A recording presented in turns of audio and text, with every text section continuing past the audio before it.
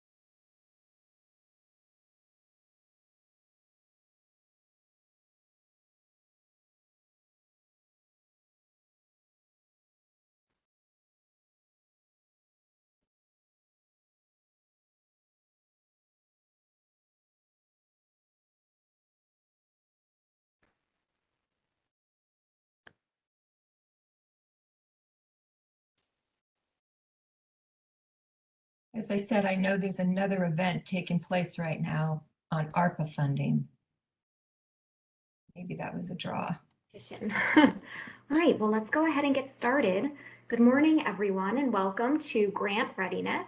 My name is Kate Sugg, and I'm a program administrator with the Westchester County Youth Bureau. A reminder to please keep your microphones muted during the presentation.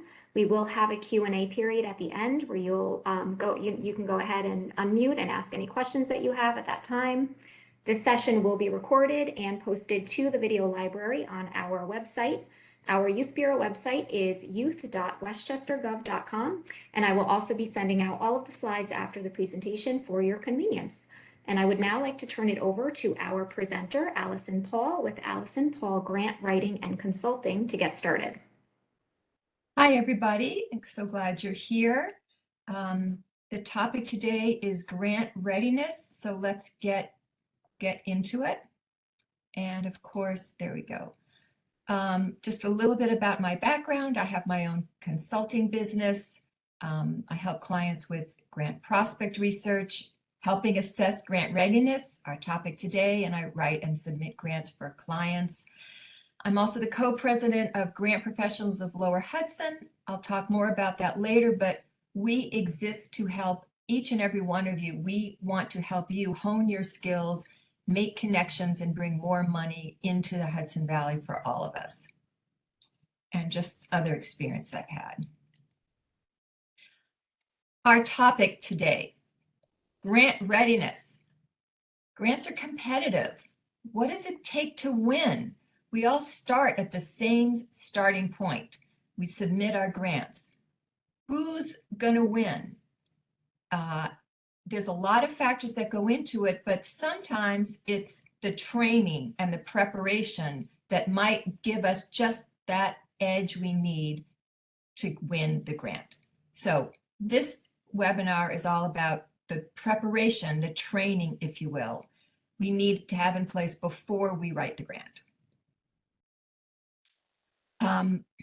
Before we get all into it, I like to ask some of the big questions. And I'm going to ask you right now to think, why does your organization exist? What is the compelling need you meet? Are you able to clearly and succinctly articulate that need, which you'll need to do to convince a funder that you address a fundamental need? So this is your homework. You're back at school. I want you to answer this question. I really do. I teach grant writing, and this is one of the things I ask my students to think about and write down. If we were not here, if our organization was not here, then blank. So what would happen? If Feeding Westchester was not here, what would happen in this county? And I know there's other organizations on the line. Sometimes it's just helpful to pull back the lens and think of the fundamentals behind what you do. And just doing that exercise can help you articulate it more clearly and succinctly to your funders. All right, you got your homework assignment. I think it's a good activity to take back to the office. If we were not here, then what would happen? All right, nuts and bolts of grant readiness. I think everyone on this call should know what an IRS letter is, your 501c3. That shows you are a nonprofit organization. Basically, every single grant you apply, you need that, and you need to know where it is and have it at your fingertips.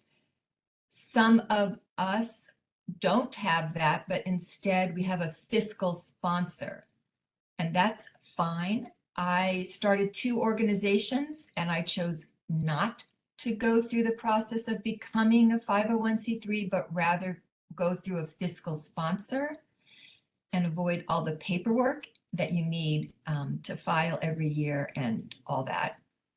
So you need one or the other. If you are a nonprofit, you must be registered with the New York Attorney General's Charities Bureau and have your charities registration up to date. Sometimes you're asked for your charities number. You should file a 990. That is your tax statement that you send to the IRS every year without fail. All kinds. There's the short form, a longer form, but we'll need that to get grants. You should have it at your fingertips, the most recent. And we are required to have some sort of an outside financial review so that we can prove to the outside world that we are honest and reliable.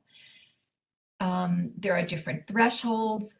If you have a small organization, you only need an unaudited review.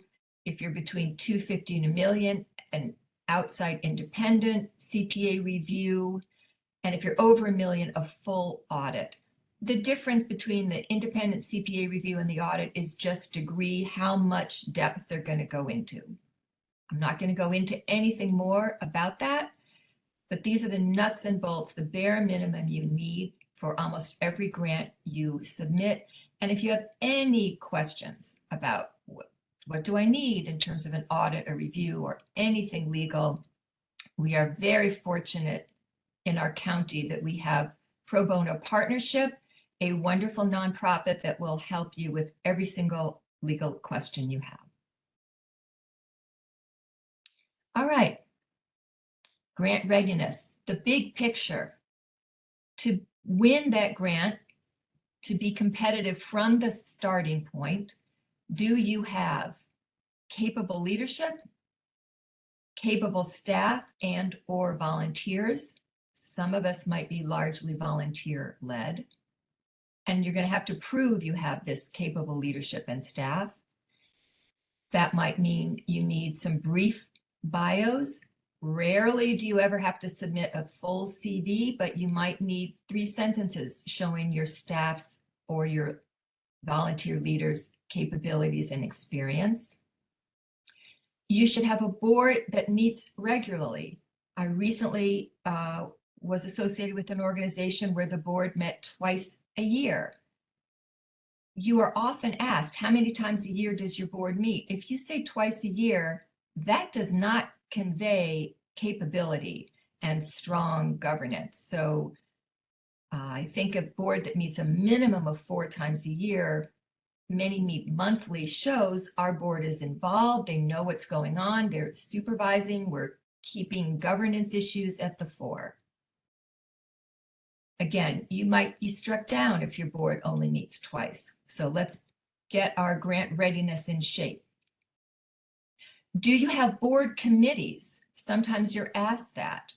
And just for your own organization, you won't be asked that in a grant application, but do you have job descriptions for your board? It just shows and helps your board function well. You've got to have a nominations committee to help your board grow and thrive year to year, and hopefully not just make it a board that's friends of friends, but that seeks outside groups. Most boards have a development committee that helps with the fundraising, and finance that supervises all your finances and makes sure you're doing things on the up and up. Those are the bare minimums, I would say. You might have program and marketing committees also, depending on your organization. You should present a list of board members with their affiliations, not personal information. And I've seen when I worked with clients, I'm given the board list and it's got people's summer address, people's cell phone numbers, all kinds of personal information. That's great for the organization to use internally, but the list you're going to present a funder has affiliations. They want to know who your board knows. So do you have a board with accountants, with lawyers, with marketing professionals, with subject area professionals? That shows a strong, diverse board. Whatever you show in that is professionally, those are the affiliations that go on your board list that you submit. Because you want to make sure your board shows engaged, capable people that are helping guide and steer your organization. All right. Then what about you in the community? Your mission statement is going to be asked in virtually every grant you submit. And it should really tell who you are and what your purpose is in your community. For a while, we were also frequently asked to have a vision statement. I haven't seen that lately. Don't seem to be asking that lately. Instead, actually, more often it's, do you have some kind of a DEI statement or IDEA statement? But you got to have the mission. You might need a vision statement. You don't want to be scrambling for that when you're writing a grant. So if you can pull together a vision statement, if your board has it, then keep it tucked away in a safe place. You in the community, are you respected in your community? And how can you show that? Do you have partners, collaborators, or supporters? Will they make introductions for you, perhaps to other funders? And do your elected officials know you? That's really important. They can often be an entree to funding or to introductions to people in the community that they think might resonate, that your mission might resonate with them. So just make sure you in the community that you're respected, that you have proof that you're respected, you're invited onto boards, your staff members are on committees, you have letters of support, you have testimonials. You might need to prove how well respected you are in your community, that you are making a difference.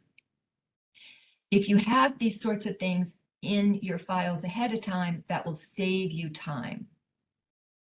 Your whole grant application is trying to show that you are capable and that you are the go-to person to deliver this program. So whatever you can accumulate to show that is what we're looking for. All right, needs and services. Can you describe the needs your organization addresses, nice and succinctly? The population you serve, the programs that address the needs you've identified. So I think all of you probably have that. And then think about what resources you have right now, your dollars, your space, staff, materials, curriculum, etc. And then what you need. What are you lacking? What do you need to deliver your program and achieve your outcomes? Some of this you might be asked to put into a logic model. I wish I could see your faces and see if anybody cringed when I said logic model. But a logic model is a visual of basically what this is, what you need, what resources you have or need, and what your outcomes that you're hoping to achieve are. So if you have all that in hand ahead of time, it'll make it easier to fill out the logic model or anything else you're asked for. One thing I always like to remind people when you talk about needs, think in terms of the client. The need is not, we need a van. The need is, we serve students who need to be picked up from school and get to our site for the programs that are going to give them the extra help that they need to thrive and succeed. So it's not that you need a van, it's that these kids need extracurricular enrichment and physical activity and tutoring and enrichment. And in order for them to get that, they need to get to your program. And that's where the van comes in. I hope that makes sense. And then this again, I urge you to write this down and think about this with your team back in your office. What does success really look like for your organization? Sometimes we just get in our own little rat wheel, right? We're gerbil wheel. We're like, we do what we do, what we do, what we do, we need to do it. But what would real success look like if we could just look in a crystal ball? If we can have every resource we want, what would we want to achieve? And then how would we measure that? I think that's a really helpful exercise to think about. And again, that would inform any logic model that you're going to be asked to complete. And also, there are many times in a grant, they ask you this sort of question. So it's good if you've really thought through it deeply and have succinct, thoughtful, impactful answers on hand. That's your homework. Did you know you were going to have homework today? All right, let's look at a grant application. Let's bring it to the real world. This one says to be eligible for grant, you have to have your 501c3 status. You have to demonstrate fiscal and administrative stability. Those are the documents, some of those documents that we're talking about. You filed your 990. Your 990 shows you are well run. You've talked about your staff, their capability, their experience, including your board. This says you must deliver services that address critical community needs. So we have that. We've also done the research to know what those needs are, what the demographics are, what the data is. We're able to measure and report on outcomes-based metrics. We've just been touching on that. What does success look like? And how would we measure that success? This one says you must promote diversity, equity, and inclusion. So how are you going to show that? Do you have a statement that you've put out that's on your website, perhaps? Does your board reflect these values? Does your staff show diversity, equity, and inclusion? Do your programs reduce barriers to participation? So you need to think ahead of time. How can you show that you promote DEI? Again, the more you do ahead of time, the more when you sit down to actually write that grant, you'll have the pieces in place. All right, and then the last thing on this grant, which by the way is on the Wells Fargo application, incorporate human capital and volunteerism opportunities. I gotta say, human capital, you know, like you gotta wonder who's writing this, but people, right? Do you incorporate the power of people and volunteer opportunities? Because some funders, like banks or corporations, often want to have their employees volunteer. So can you say, yes, we welcome volunteers to our day of service. We're going to have we need to paint our office. We need a food drive. We welcome volunteers to come on our once a month after school. We do a read with the community program, which of course you're probably not bringing in any outsiders now because of COVID. But a lot of corporations and banks do value a way for their employees to get involved. So can you think about some of that ahead of time, or talk to some people that work with volunteers and have opportunities where they might be able to participate? Again, let's think about it ahead of time and not be scrambling the day that grant is due.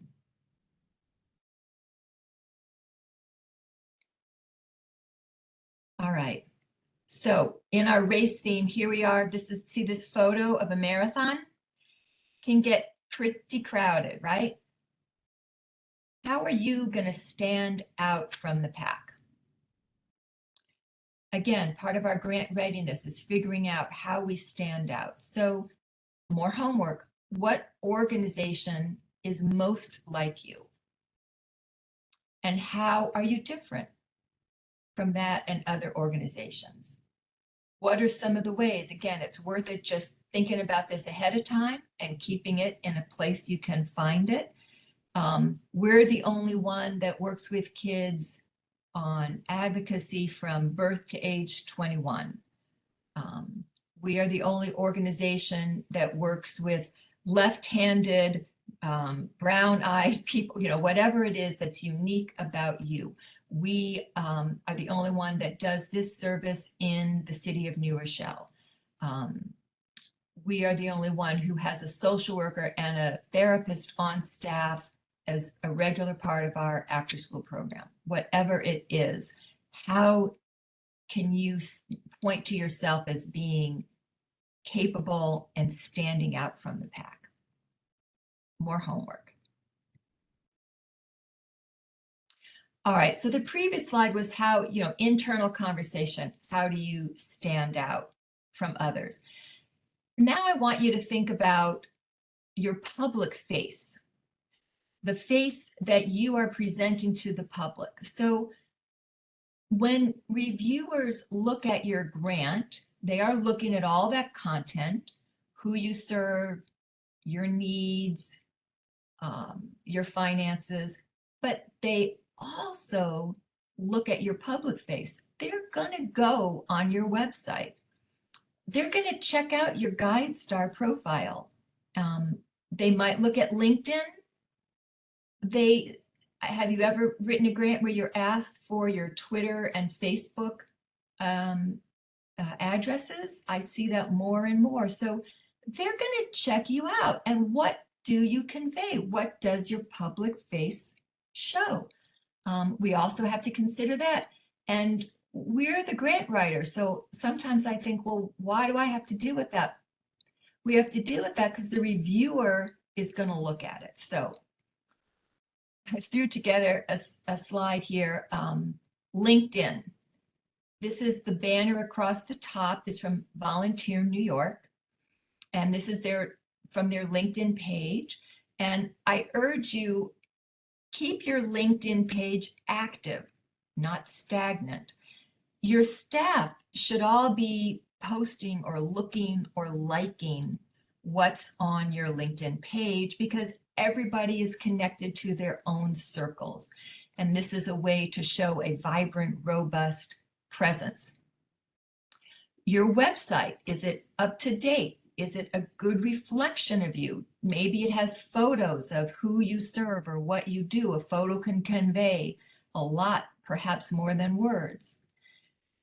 So make sure your website is up to date. I've worked with organizations, oh, we don't have the money to update our website. But then you don't look as professional as you want to appear when you're being reviewed by a funder, or if your website pages load really slowly, or if the board members that come up on your website are not the same as the board list you submit, or your staff for that matter. So they're going to look at you. They want to see, do they have their act together? Can they even make sure their website is up to date? And then lots of funders are going to look at your GuideStar page. For those of you that are, the Foundation Center and GuideStar merged a few years ago, and it's now one entity called Candid with this sort of yellow-orange coloring now. So that's where they're going to look at your financials and other things about you. So you got to worry about your public face. And here's one more slide. Well, are you up to date on all these? Are there inconsistencies? And do they match your 990? And here's the next slide. It's a visual, nope, okay, sorry. I got one more slide before I get to the visual clutter. More homework. Go home and test your organization. Is your mission statement the same? Is it up to date on your website, your LinkedIn page, your GuideStar page, in your 990, and the one you use for grants? I recently worked with the organization. They had 3 different websites on these platforms. What does that convey? Well, it's not capability. It's not giving you a strong sense this organization has their act together. So that's more homework. Look at all that stuff when you go back to the office. And here is my visual clutter page.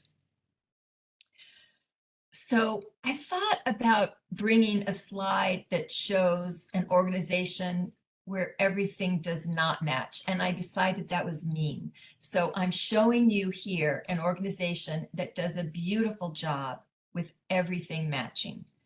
So I know it's a clutter. Upper left-hand corner. This is Westchester Children's Association GuideStar page. We see the mission statement. Every child is healthy, safe, and prepared for life's challenges. We see it talks about shaping policies and programs to meet needs and keep children at the top of the public agenda. And we have the principal officer here. If we go to their website and we look at mission, we see alignment. We're going to keep young people, improve lives by shaping policies, keeping their well-being at the top of the public agenda. And we see the same healthy, safe, and prepared for life's challenges. So we see consistency. Here's their LinkedIn page. You don't write quite as much text perhaps on your LinkedIn page, but here it is again, healthy, safe, and prepared for life's challenges. I see a lot of consistency. And here's Allison Lake. Here's Allison Lake. So we have the same staff appearing. They're up to date with that. And this is one that people don't often think about because it's often your accountant or maybe your finance office that works with the 990, and the program people maybe don't really even see it. But there is a place on the 990 that asks about your mission. So it should be the same mission statement, not the one from 5 years ago if you've updated it. So here again, we see with Westchester Children's Association the same wording. So that's going to convey to a funder alignment, capability. They're looking at things, they're in sync. That shows, yes, this is an organization that has their act together. And believe me, it's I've looked at many organizations that do not have this alignment. Again, this is GuideStar, your website, your LinkedIn, and your 990, all in alignment. All right, moving on. Finances. Show me the money to be grant ready. Do you have a board approved organization budget? I'm going to say that again, board approved. I've seen organizations where the board doesn't approve the budget and they're flailing to give me something. You want a board-approved budget. You are often asked for a program budget. If you're just applying for general operating support, generally, all you need is that organization budget, but so often we're doing programs and we need a program budget. They often change based on the specific program we're asking for.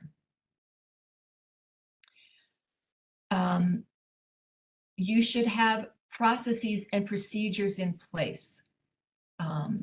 When do you have a gift acceptance policy? Do you have all kinds of, if you have an endowment or a reserve fund, what are your policies regarding that? If you have a deficit, what are you doing about it? What are your policies or your procedures to come out of it or to manage your finances? Sometimes if you do have a deficit, you are asked to explain what you're going to do, what you're planning to do to come out of that. You should know all that ahead of time. You're often asked, does your board review your 990 annually? You should know that answer. Of course, the answer should be yes, but it's really important that your board really does look at the 990. That shows capable leadership. And by the way, a budget is revenues and expenses. And again, I've worked with organizations where I ask for the budget and they give me expenses. You do not want to show a funder a budget that is only expenses. Where is your money coming from? They want to see the full picture. Sometimes you're asked to submit budgets on their forms, sometimes just whatever format you work in. And sometimes you're asked for year to date or last year's year, how you ended your year to date and against the current budget. So look very closely at questions and be prepared. You should have access to your last year's budget versus actuals and the current budget. The more you have in place ahead of time, the better off you'll be. And you should also have access to your audit. You're going to often ask for your audit. Have it in place ahead of time. If you are the person responsible for writing grants, you might not be responsible for doing the budget. Maybe you have a finance office or treasurer that does that. But if you're responsible for turning in this grant, you need to be prepared to explain any irregularities. So you don't want the grant to be submitted and then the funder to review it and say, well, I don't understand this. What is this all about? So whoever's submitting this grant, make sure you look at all the financial documents. And if something jumps out as being confusing or might put you in a bad light, get ahead of it. Talk to whoever's in charge of finances in your office. Have red flags answered so you are prepared to explain it before they question it. One organization I work with did an annual fundraiser every other year. So one year on a straight budget, it actually looked like they had a deficit because they expected their gala to cover operating funds for 2 years. So I always had to make a note of that. The gala was in the even year and the odd year is going to reflect less in the operating income, but in fact, it's being pulled, that's reserved to cover 2 years operating expenses. So try to look at your finances from an outside perspective and be prepared to explain away problems or irregularities before the funder questions.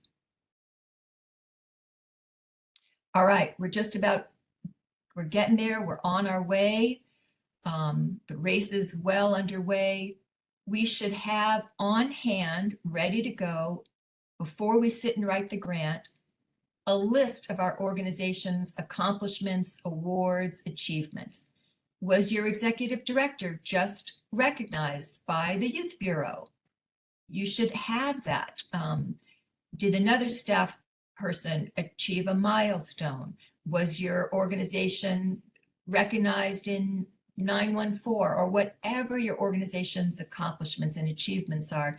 Keep a list, keep a file on your computer so you have them right away when you need them and you don't have to go poking around or asking your colleagues, anybody got anything new to share?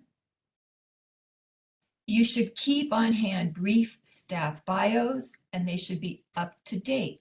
I've been given bios that are woefully out of date. Keep them up to date. What partners you work with, have that list at the ready so you don't have to be scrambling. One thing that you should always have on hand is your organization history, and you're sometimes asked for an organization chart. So if your organization is being restructured, be smart, be prepared, have a new organization chart ready right after that restructuring. So when you're doing your grant and you need to do an org chart, you don't have to start over at that point. All right, we're passing the baton, we're working in the community, we're showing our partnership agreements. Maybe we have a strategic plan. Whoever's submitting the grant should have access to that. You might be asked for it, or you might draw from that strategic plan. If you're asked for your vision or your goals or where you hope to be, that strategic plan should be at your fingertips to pull from. You should have access to your annual report, and if you're doing any memos of understanding for this particular grant, obviously you're going to need those. And again, grant readiness, those memorandum of understandings can take time to get completed. You have to have someone else sign it and agree to terms, and you don't want to be doing that at the last minute. If you need them, get going on them soon. Other things you should have on hand ahead of time before you cross that starting line. You should know the percent of board members who make a financial contribution. That has become a more frequently asked question. You should know your board demographics. That means every time your board changes, when a new board comes in, that's the time you should have those board demographics updated at the ready. Many times you're asked how often your board meets annually. You should have that number down. You're often asked how many volunteers you have and full and part-time staff members. You're often asked staff demographics, and sometimes you're asked for social media followers. So how many Facebook friends, LinkedIn, or whatever. You're sometimes asked for that.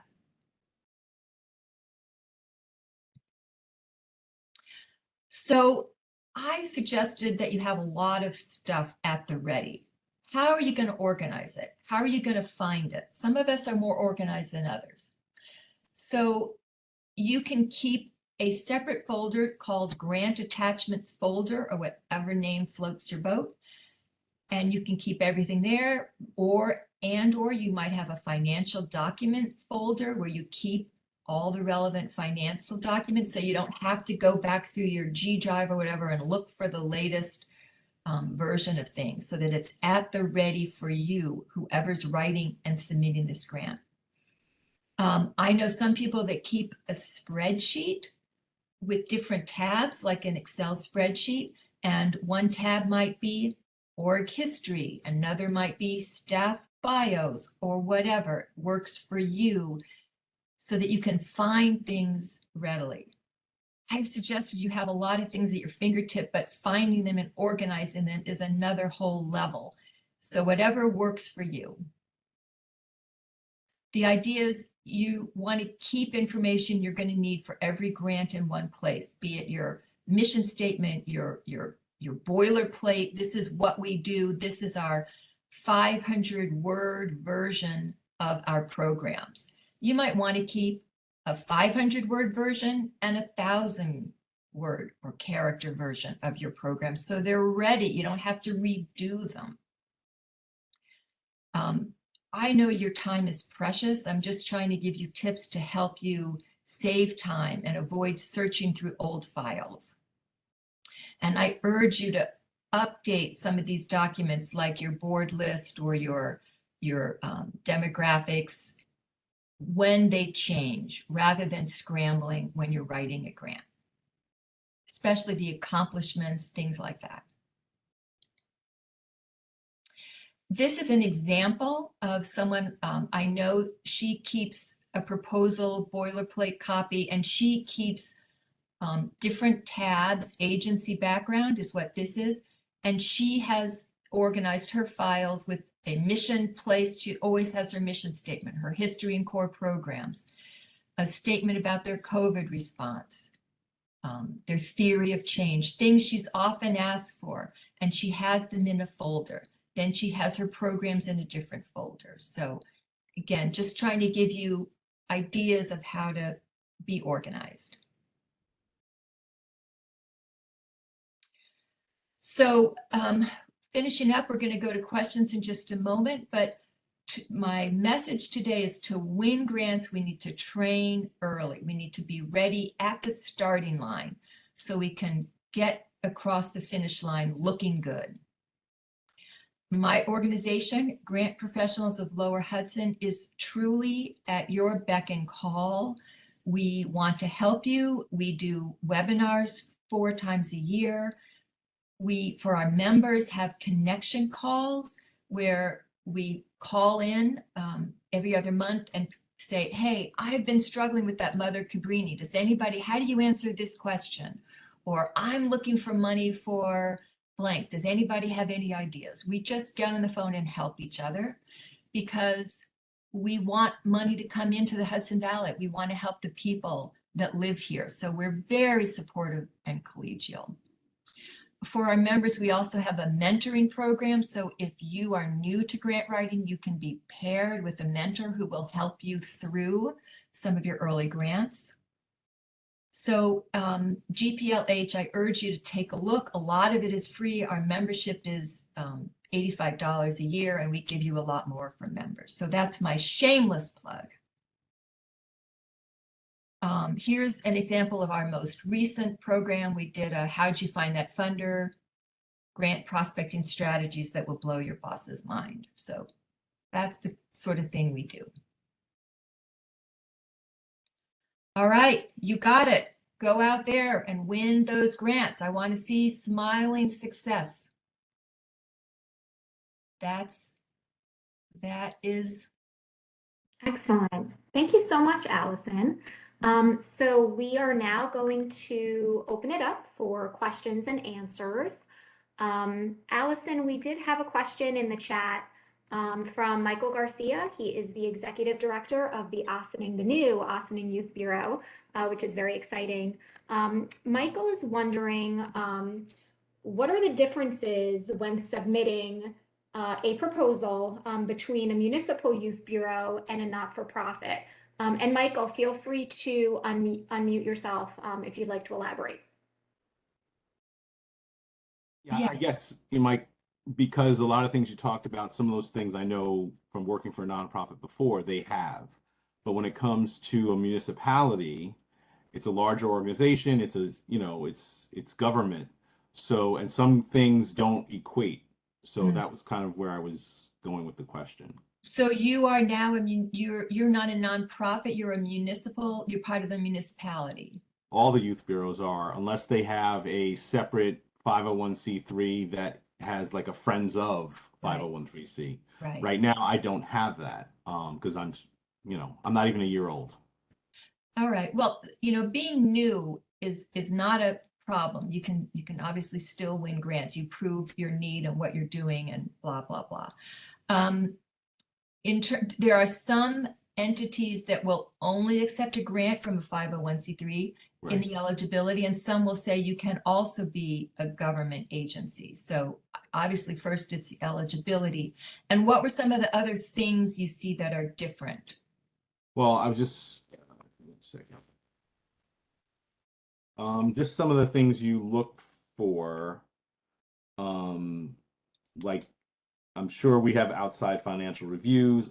The attorneys general's registered with the New York State Attorney General's charities. Right. So again, We if wouldn't have you that. are a municipality, if you're applying to something that says you can be a government agency, then often they will tell you what you need to.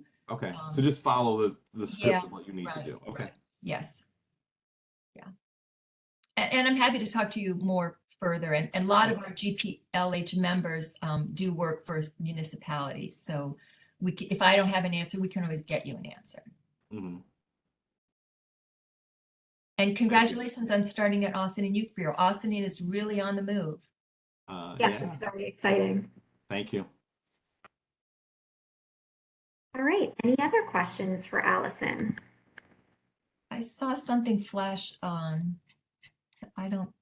Are there previous training sessions available for those who join the grant professionals of the Lower Hudson? Yes, if you join and you are a member, you have access to our previous seminars and the handouts. Yes. And we have a question from Tamar Jacobson. A grant writer once advised me to have a simpler mission statement for grant applications instead of a more flowery, quote unquote, one that is used on our marketing materials. Allison, do you disagree? Well, I don't know about the flowery. I think your mission statement should be a good reflection of your organization, and it should be board approved, and there should be consistency. If you looked at what I put on from the Westchester Children's Association, there might have been some variances, and sometimes you need to be more succinct, especially with character counts. That's the flowery part that's throwing me a little bit. A mission statement shouldn't be flowery. It should reflect who you are and what you do. And the only time I could think about maybe being more succinct is if you have a character count, but I think it should be consistent is my answer. And I'm happy again to talk to you more about it if I'm not understanding exactly what you mean or if you want me to look at something. And Tamar, feel free to unmute if needed. I think you spoke to my question really, because I know sometimes mission statements can go into a little bit more detail, but like you're saying, some grants are limited in characters and you want to get straight to the point. Yeah. Sometimes you might be asked, you're given a question, what is your mission statement? And you're given like 3,000 characters. So they're obviously looking for a lot more than the mission statement. They're looking for what the whole organization serves. So take the character count or the word count as your clue too. It seems like 99.5% of grants right now are online submissions. And that means they're almost all, not all, going to have word limits or character count limits that you have to contend with. Okay. Any other questions? And I Can you will talk more about the mentoring piece that you offer and what other kinds of things you get from Sure. the organization? So for someone who's new-ish at writing grants or maybe in their role, we can pair you up with a more established grant writer. And depending on what you need, if you just want help, you're writing your first, second, third, fourth grant, or you're writing your first government grant and you've done foundation grants and now you're making the leap to government and you just want someone to kind of read through it or give you some guidance or suggest resources, it's very individual. We'll try to match you up with someone who can be an assistant. It's not a formal program. It's a, hey, I'm kind of newish at this and I'd love someone to just bounce and sort of be my guide. Does that make sense? Yeah, and our members do get access to previous workshops and the connection calls. And we want all of you to win money and bring it into the county. So we're happy to share whatever expertise we have. and help you guys become more expert. Some of you already are. I saw the list of who's on the registration, and some of you are clearly well on your way.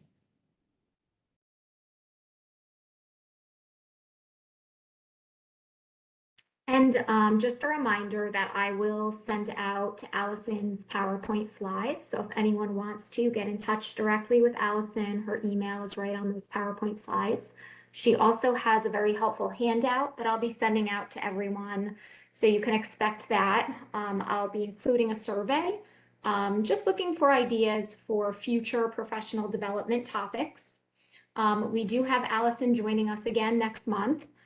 July 14th for budgeting basics. So that's kind of the second installment in this grant session. And we also are going to be uploading the recording of this session to the video library that's located on our Westchester County Youth Bureau website. So that's youth.westchestergov.com. And before we go, are there any other questions? We still have a few minutes if anyone has any other questions.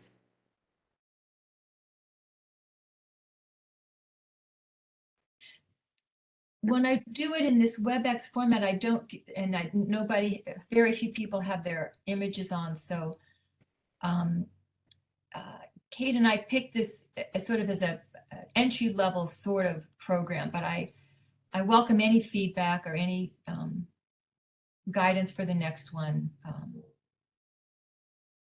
So Absolutely. well, feel free to get in touch with me. You see my, you have my email. I welcome any feedback or anything I can do to make the next one better, or always happy for any feedback.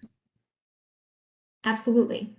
So thank you so much, Allison, for your time and your expertise. And thank you to all of our attendees for participating. We appreciate it. All right. Thank you. Have a great day. Thanks so much. Thank you. Bye, everyone.